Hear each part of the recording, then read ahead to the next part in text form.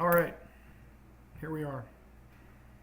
So, I wanted to take about 5 minutes of your time to make sure we understood unitary, federal, and confederal systems. And I apologize if it feels like I'm talking too loud. When I tried this the first time, it didn't seem loud enough, so you all can give me some feedback on whether you can hear it. I hope that you can, and if it's too loud, well, turn the volume down. But, right, here's the deal. So unitary, federal, and that says confederal. Jeez. Confederal systems. So, a unitary system, just defined, is a system in which policy making powers are concentrated at the national level. Often, decisions are made in one central location.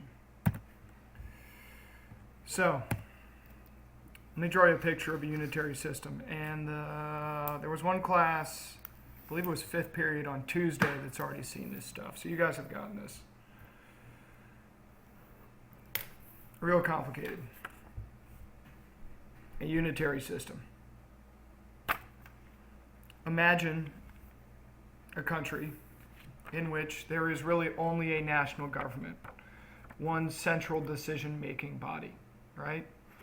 And everyone within that country or nation state, sort of the only real authority is at that sort of national central level, okay? That's a unitary system. A federal system, then, would be, imagine then, and we can refer to these things around here as subunits of government, okay? So a federal system then is a system in which power is divided between the national, or you could say central level, and subunits of government, right? Bring that up so you can see the whole thing. There we go. All right. So the clearest example that we have of a federal system is the United States government. You have a central government, a national government located in Washington, D.C. Then you have these subunits of government, which we refer to as American states. All the individual 50 states, Virginia, North Carolina, South Carolina, the list goes on, right? And the way our system is set up is that power is split between that national level and then those subunits of government, okay? A confederal system. A system in which nearly all power is held by the sub-units of government.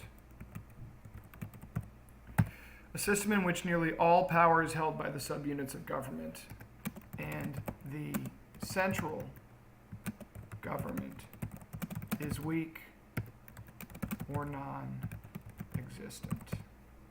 All right? So now, let's go back to our chart. To imagine a confederal system of government, then which part of this chart would we make disappear? All right? We would just cross out this national level and only the subunits would remain. To make it simpler, I'll draw you a new picture.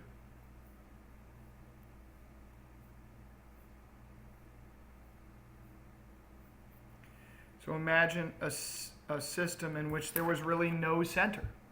There were only these individual units. So you might say, well, that's not a country. That's just sort of individual things.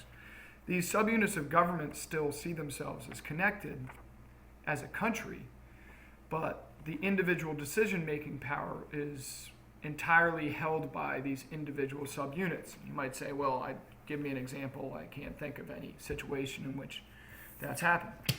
We have two in American history alone. The Articles of Confederation and the Confederated, or the what we often refer to as the Confederacy, the Southern states during the Civil War. Notice the use of the word Confederation or Confederacy here.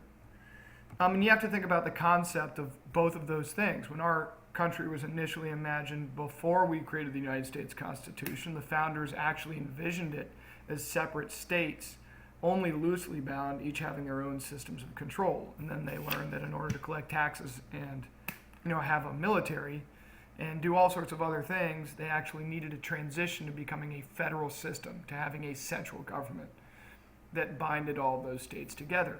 So fast forward to the 1860s, when the southern states seceded, they seceded because they believed the initial concept of our country was to have these individual units, and they believed that the federal government, the national government, was having too much power over them.